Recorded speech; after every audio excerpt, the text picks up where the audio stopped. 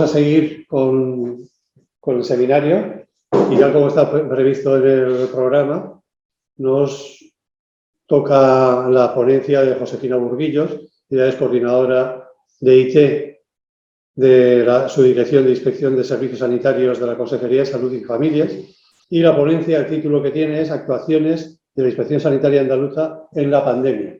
Sin más, le paso la palabra a ella. Muchas gracias por venir. Ella está presente físicamente con nosotros aquí. Muy buenos días. Yo estoy encantada de estar con todos ustedes y que me hayan llamado para contar nuestra experiencia desde la inspección en la pandemia COVID. Un saludo para Beatriz, que no tenía el gusto de conocerla ni siquiera de vídeo. Un saludo también para Juan Antonio, con el cual he hablado en montones de ocasiones y no lo conocía tampoco personalmente. Y sin más voy a pasar a contarles cuál ha sido la experiencia de la Inspección de Servicios Sanitarios en esta pandemia. A pesar que el título del seminario tiene que ver con la contingencia y las consideraciones profesionales de la epidemia COVID, al llamarse la comunicación que me han encargado la actuación de las inspecciones o el papel de la inspección en la pandemia, yo no puedo dejar de contarles a ustedes no solo lo que hemos hecho desde la división de IT, sino también de lo que han hecho nuestros compañeros de la inspección de farmacia y de la inspección de centros y servicios, que si cabe es tan o más importante de la que hemos hecho nosotros. En este sentido, deciros que, como sabéis, la inspección de servicios sanitarios se organiza en 3 unidades: una inspección de farmacia, una inspección de centros y servicios y una inspección de programas de incapacidad temporal. A nivel provincial hay unas direcciones provinciales de inspección que cada una de ellas lleva una de las distintas unidades: farmacia, centros y servicios y las unidades médicas de valoración de incapacidades. En ellas están integrados médicos, inspectores, farmacéuticos, inspectores y subinspectores enfermeros, ¿vale? Bien, simplemente y muy rápidamente os digo que el decreto que nos regula el funcionamiento del reglamento es el 224/2005 del 18 de octubre y en el artículo dice que tenemos competencia para la evaluación, control, vigilancia y seguimiento de todas las actuaciones sanitarias, tanto en centros públicos como privados. Y hay un artículo, que es el artículo 9, de gran importancia y de gran antigüedad, y que muy pocas veces ha salido a relucir, pero que no queda más remedio que traerlo ahora al tablero, porque se trata de que se nos considera como agentes de la autoridad. Esto normalmente no es necesario, pero durante la pandemia se ha utilizado muy y mucho. Bien, nuestras líneas de actuación vienen recogidas por los marcos directores del edificio sanitario, dentro de ellas los planes anuales de inspección y dentro de ellos las líneas estratégicas. Como ustedes ven, y a título simplemente informativo, tenemos una evaluación de derechos en la legislación sanitaria, tenemos la evaluación de la asistencia sanitaria prestada por medios públicos privados, la evaluación de la prestación farmacéutica, la evaluación de los trabajadores en relación con su salud laboral y las prestaciones de la seguridad social a nuestros andaluces, la inspección y evaluación de la investigación de los medicamentos y el asesoramiento técnico a centros sanitarios públicos y privados. Bien, estos son otra serie de funciones que no les voy a cansar contándoselas, y sí les voy a decir que cuando aparece la pandemia, en esta situación de autoridad sanitaria y de capacidad de gestión y de evaluación en lo público y en lo privado, nosotros nos lanzamos al vacío desde las distintas divisiones, encontrando que teníamos muchas actuaciones que hacer en muchos sitios. De tal manera que desde la división de farmacia se hicieron la evaluación de los centros sanitarios, se buscaron locales, se buscaron residencias, se buscaron centros que se pudieran habilitar para la asistencia de los enfermos COVID. Se controló la dispensación de la oficina de farmacia a domicilio y finalmente farmacia se encargó del control logístico de la distribución de vacunas, del control de la recepción, de idoneidad de lo que se mandaba y lo que se recibía, el transporte de las vacunas y la trazabilidad de las mismas. También trabajaron en la elaboración, aplicación y evaluación de los protocolos de los distintos puntos de vacunación de toda la comunidad. Los centros de servicio, todos habéis conocido la pandemia con la gran afectación que ha habido en cuanto a las residencias de mayores, y aquí nuestros compañeros de centros y servicios han hecho una labor extraordinaria. Hemos tenido la habitación de espacios, la autorización de que cumplían los requisitos para poder tener el tratamiento y la asistencia de los enfermos de COVID. Se hizo un inventario del material. Quiero recordar que en los primeros tiempos de la pandemia, como ustedes recuerdan, se hicieron incluso, entre comillas, una recogida de todos los respiradores que había en todos los centros públicos y privados, y se hizo también una evaluación y seguimiento de los centros y laboratorios privados que podían hacer las técnicas de diagnóstico COVID. ¿Perdón?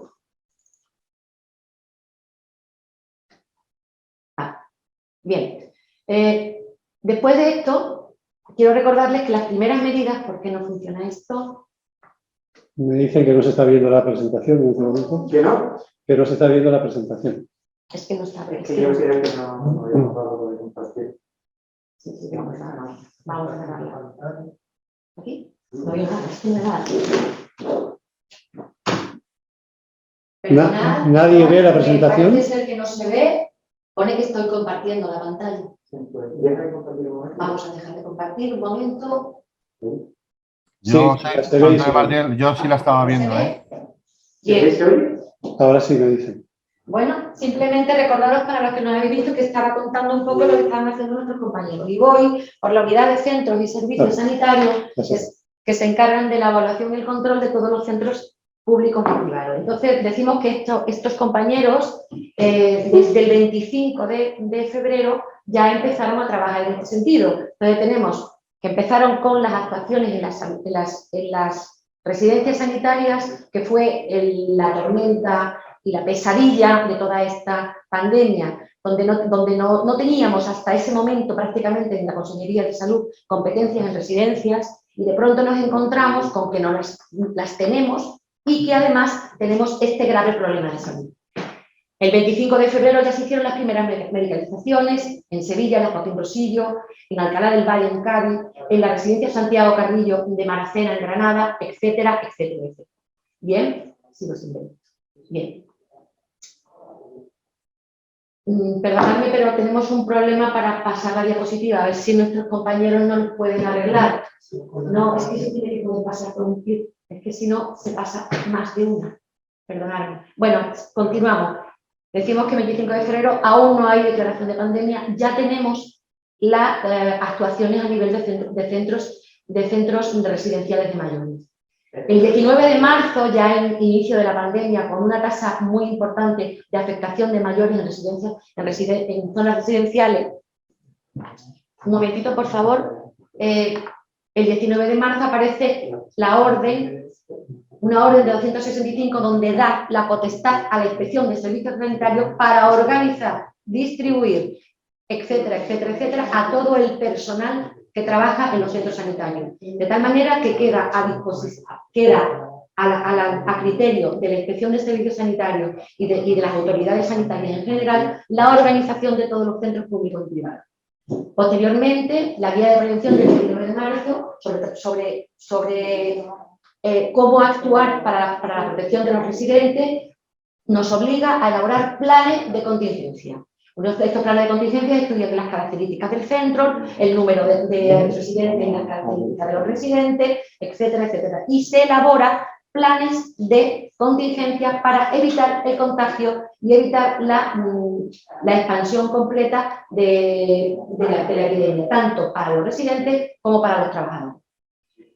A resumidas cuentas y terminando, puesto que no es el objeto de nuestra charla, deciros que durante la primera ola de marzo a junio se evaluaron 68 residencias de mayores y se hicieron 31 medicalizaciones en Andalucía. En la segunda ola se hicieron 643 reuniones y visitas de coordinación y seguimiento con los responsables de las residencias de mayores.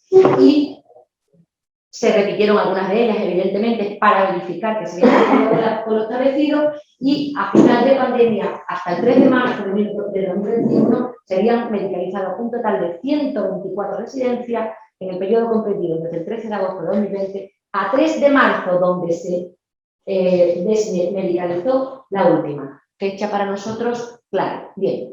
Y una vez que ya no podía dejar de contar lo que estaban haciendo nuestros compañeros, que se han hecho una labor más que excelente, vamos a hablar de lo que fue la gestión de la incapacidad temporal de COVID, con un encargo de gestión por parte de la Consejería a las UMI provinciales. En este sentido, perdón, pero es que hay un problema con el paso de las diapositivas. ¿Vale? Bien, no voy a detallar, yo he hecho un impacto visual de las distintas sucesiones normativas que hemos tenido, y aquí en esta primera tenemos los decretos en los cuales no me voy a detener porque ya lo han hecho mis compañeros y probablemente mucho mejor que yo, porque se lo saben mucho mejor. Simplemente deciros que hemos pasado desde que era una enfermedad común a que era todo una T, a que luego era una enfermedad común con prestación AT, que luego fue una tesis se podía acreditar y que luego era solo para unos trabajadores y no para otros, y finalmente, y ya en el 2021, hemos pasado a que se considera una T, pero con las prestaciones a largo plazo, no caducidad, etcétera, de la enfermedad profesional. Para que os hagáis una idea, esto que me estáis viendo es a la izquierda, tenéis todas las actualizaciones emitidas por el INDE en la normativa de los criterios, criterio 2, criterio 3, criterio 4, que el primero fue el 26 de febrero, el segundo el 9 de marzo, el tercero el 12 de marzo, el siguiente el 19 y el 15 de abril, el siguiente, etcétera, etcétera, etcétera. Lo único que pretendo deciros con esto es que la normativa ha cambiado con una cadencia de 3 días, una semana, lo cual ha hecho que todos los que hemos estado implicados en la gestión de la pandemia desde el punto de vista de la incapacidad temporal, pues la verdad es que hemos tenido muchas dificultades porque la normativa era cambiando. No quiero decir con esto que se haya hecho mal, no, es que no teníamos conocimiento, no teníamos experiencia, y a medida que la evidencia científica nos iba demostrando determinadas situaciones, pues hemos tenido que ir avanzando en ese sentido. En la escalera de la derecha están las adaptaciones que la Consejería de Salud hizo de toda esta normativa nacional.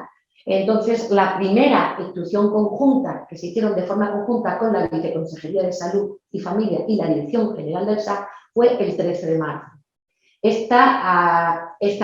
Hasta 8 actualizaciones más se han hecho a lo largo del año y medio. Bien. También deciros que para que en golpe de vista veamos las modificaciones de los procedimientos de actuación para los servicios de prevención, que se han hecho un total de 16, cada una de ellas con una normativa, y que si nos fijamos en la fecha, al final de la pandemia tienen una cadencia mayor, con lo cual podemos asentar lo que se nos está transmitiendo, y una cadencia muy baja, con una periodicidad muy corta en los primeros momentos, con lo cual suponía un poco de incertidumbre, un poco de reloqueo, perdónenme que utilice este término, en cuanto a la aplicación de lo que se nos ha dicho. Bien, de las instrucciones de la Consejería, que son las que han regido las actuaciones de las UMBI provinciales, solamente voy a hacer mención de 3 que a mí me parecieron más importantes. La primera, en la que dice que el parte de baja solo lo puede emitir el médico de familia, que es preceptivo un informe de salud pública o de servicios de prevención o de delegaciones de salud y distrito, es decir, servicio de salud laboral, epidemiología, o es preceptivo para toda la población. Y que además la contingencia debe ser reflejada EFE, pero que se asimilará de forma a los efectos de AT a los efectos económicos. También en esa resolución ya establece un procedimiento interno para actuar con las UMBI. Y esto no lo cuento ahora, os lo contaré en una específica que haremos al final, es una reflexión de lo que hemos pasado, de lo que hemos vivido todos, porque nos ha tocado vivir. Bien.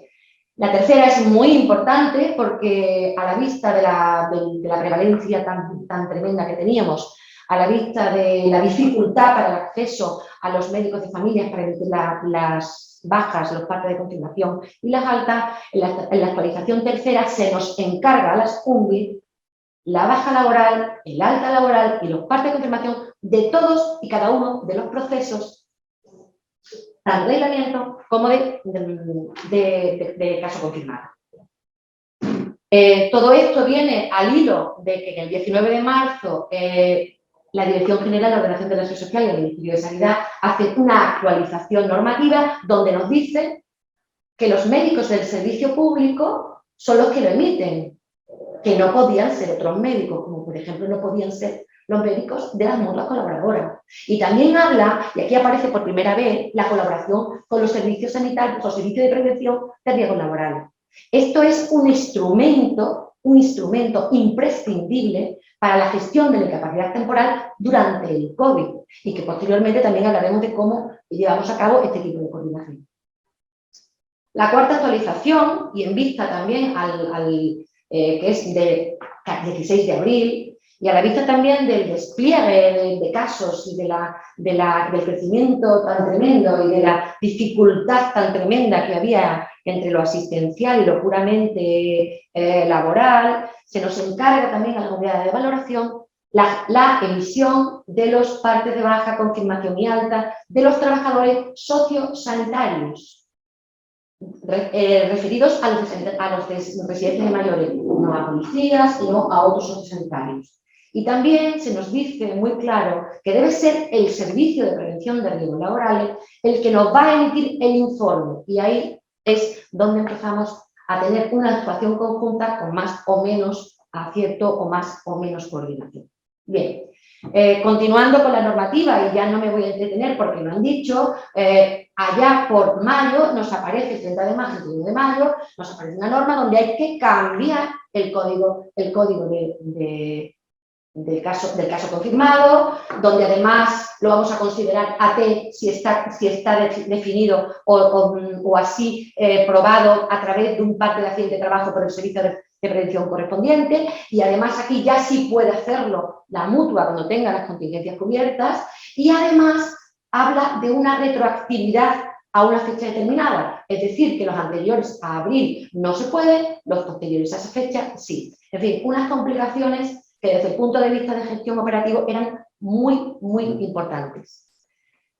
En la séptima actualización ya hablamos definitivamente de la contingencia profesional del accidente de trabajo para los trabajadores sociosanitarios. Definitivamente empezamos a estudiar el nuevo código, a utilizar el nuevo código, y siempre es imprescindible la acreditación el informe indicativo de los servicios de prevención de riesgos laborales, y en su caso los CATIs para los centros sanitarios o los partes de accidente para otro tipo de empresas.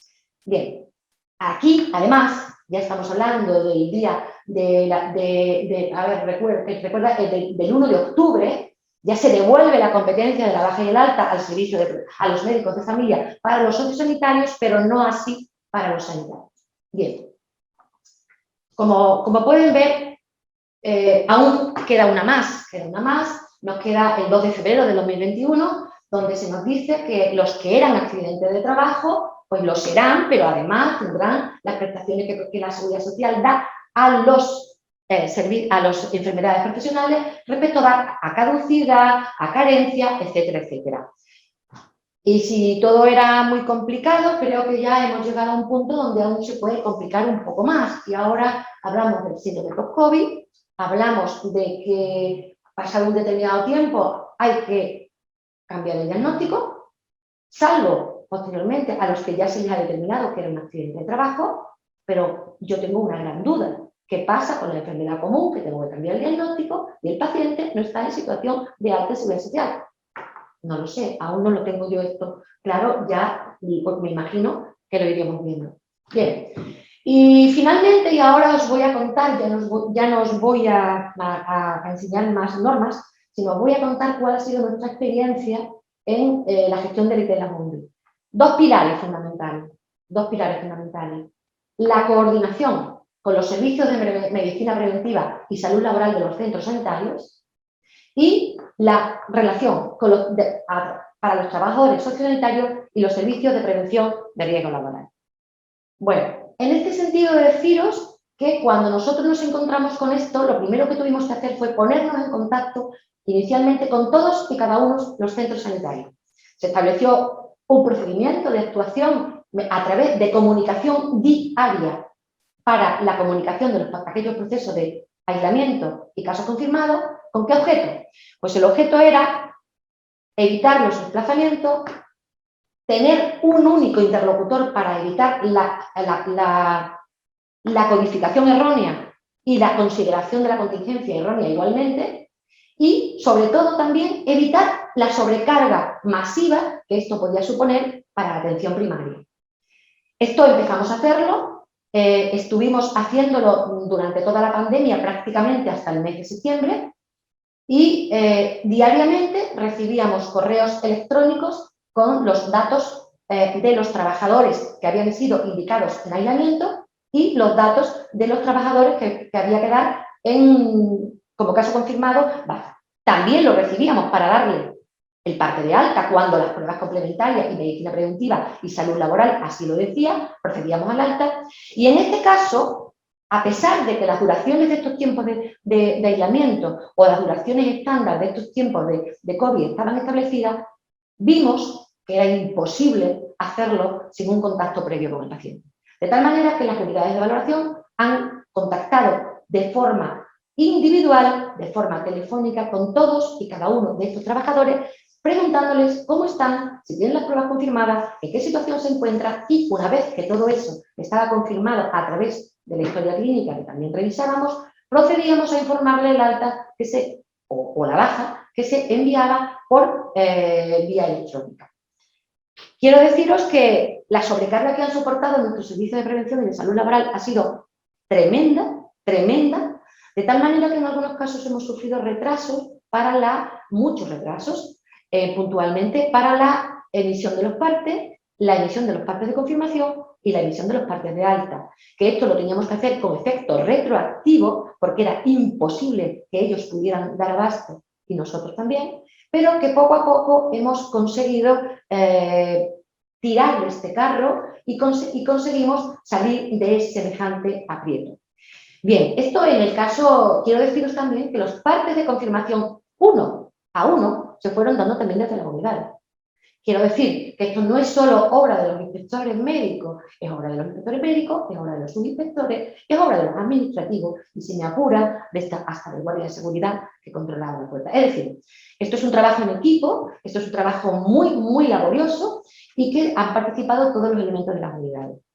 En el caso de los servicios de prevención con los trabajadores sanitarios, se hizo una réplica del mismo procedimiento, se le dio prioridad de forma alta, exactamente igual que a los trabajadores sanitarios, y lo hicimos con muy buen ritmo en algunos casos. Y en otros casos fue imposible, porque aquí detectamos que quizás la dispersión de los servicios de prevención no permitía la coordinación exacta. Sí que hubo un ofrecimiento por parte de la Consejería de Empleo para poner a nuestra disposición o trabajar en esto para la coordinación de los servicios de prevención y se hizo en la manera que se pudo. Tengamos en cuenta que determinadas actuaciones que hemos hecho en la pandemia no se habían hecho nunca, no estaba previsto, no sabíamos que teníamos que hacerlas. Y hemos ido aprendiendo cada uno de nosotros a medida que hemos ido comprobando errores sucesivos. Todo esto se hizo muy bien. Se hizo muy bien por parte de todos los organismos y aprenderemos de los errores. Bien. Mira que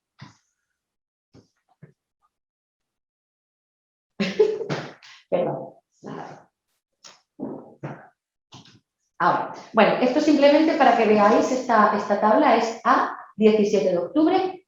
Veis que el verde es personal sanitario, el rojo es toda la población total y el azul es NOSAS. Pues mirad, no podemos poner los socios sanitarios porque no tenemos forma de identificar los pacientes. ¿Por qué? Porque las cuentas de cotización de estas empresas a veces no están, no hemos sido capaces nosotros de detectarlas como dirigidas solo a trabajos sociosanitarios, porque hay empresas que, si bien es verdad que tienen divisiones dedicadas a sociosanitarios, tienen otras divisiones que no, con lo cual no nos ha sido posible diferenciarlo. Esto ha sido una de las dificultades que ha habido para la gestión desde los estamentos o desde los organismos de la Consejería para gestionar los sociosanitarios. Bien, estos son los sanitarios, que no tendría por estar aquí. No he hablado de los test. Y ahora que lo tengo aquí, sí quiero hacer una mención especial a los test. Los test han sido el dolor de cabeza más grande que hemos podido tener en los servicios de medicina preventiva, salud laboral y de administración. ¿Por qué? Porque las normas de test que salieron inicialmente fueron, bueno, muy ajustadas a la norma, muy ajustadas a lo que idealmente sería, pero claro, esto suponía una pérdida de efectivos de tal calibre que era imposible asumir la prestación de asistencia sanitaria considerando estos requisitos tan exquisitos para los test. Posteriormente, y allá por el mes de mayo, creo recordar, si no me equivoco, sí hubo una aclaración con respecto a los test, donde se empezó a pensar que eran enfermedades crónicas compensadas, que además tendrían que coincidir con una exposición de riesgo del 4, etcétera, etcétera, etcétera. Pero inicialmente, fíjense el pico que tenemos, porque por el mero hecho de tener 60 años podríamos solicitar el que se nos considerara vulnerable y se nos enviara a nuestra casa si era posible, y si no era posible, pues nos dieran un trabajo no asistencial puro o trabajo desde distancia en casa. Bien, esto afortunadamente, insisto, lo aprendimos con el tiempo y ahí ve que la curva se va aplanando de forma significativa hasta llegar a unos pequeños picos en verano y en la última amago de pandemia, julio y agosto. Otro caso especial que no tengo yo registrado porque no he encontrado gráfico de esto, pero sí me gustaría ponerlo en manifiesto, son las embarazadas. Las embarazadas nos han dado mucho problema. Inicialmente había un criterio donde todas las embarazadas se les apartaba como protección de riesgo de embarazo. Posteriormente esto desapareció y las consideramos trabajadoras especialmente sensibles y estuvieron también en esta consideración. Y ya finalmente, pues ya un poco no sabíamos muy bien qué hacer.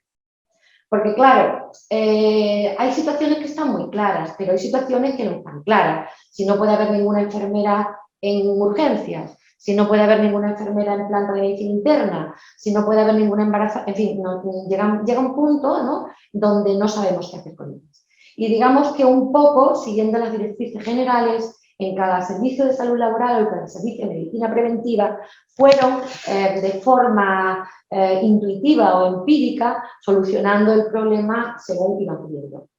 Quiero decir también, que no lo he dicho antes, lo tengo que decir, que yo que he hecho personalmente he hecho muchísimas llamadas a personal sanitario y sociosanitario para preguntarles cómo estaban, para preguntarles si se le habían hecho las pruebas. No he encontrado resistencia a la incorporación, salvo en algunas excepciones que yo podría catalogar de anecdóticas. Esto quiere decir que me siento muy orgullosa de nuestros trabajadores sociosanitarios y que me siento muy orgullosa de nuestros trabajadores sanitarios. Y que una vez pasado este remolino que hemos hecho, vamos a aprender. Entonces, ¿qué vamos a aprender? Pues lo siguiente que quiero decir, que las primeras conclusiones que uno le sale... Vale, me queda una. Es simplemente aprendemos de los errores. ¿Cómo aprendemos de los errores? Pues es imprescindible la coordinación, el intercambio de información y la necesidad de protocolizar actuaciones con los servicios de prevención, la inspección de servicios sanitarios, los servicios de salud laboral de los centros sanitarios y atención primaria. Y ya para terminar, decir que se hace necesario nuevamente que se establezca esa coordinación entre el SAS, la Consejería de Salud y Familia, la de Empleo, Formación y Trabajo Autónomo, que se debe potenciar el concepto de la salud laboral dentro del concepto de salud integral, que tenemos que darle una nueva visión a la asistencia sanitaria, incluyendo la salud laboral, que hay que establecer sistemas de información y coordinación con los servicios de prevención y que tenemos que avanzar en el mayor crecimiento e implicación de dicho centro en esta materia. Hay que fomentar la evaluación continua y la formación de los profesionales. Es decir, no es posible en este tiempo separar la salud de la salud laboral. No es posible separar en estos tiempos lo que es la prestación de servicio y la patogenia que nos puede provocar una prestación de servicio con lo que es la asistencia sanitaria puramente asistencial desde el punto de vista de salud. Es imprescindible. Y nada más decir esto, simplemente decirles que en estos momentos coordino un equipo de inspectores médicos y de subinspectores, de los cuales me siento muy orgullosa. Me siento también muy orgullosa de que mucha gente que no habíamos nunca estado sometidos a este estrés sanitario al que hemos estado sometidos, hemos respondido con gallardía, con valentía y con saber hacer, hemos hecho lo que sabemos hacer y hemos dejado que los demás hicieran lo que sabían hacer. Y en vista de esto, bueno, espero que aprendamos de los errores y que podamos continuar trabajando. Muchísimas gracias. Y nada.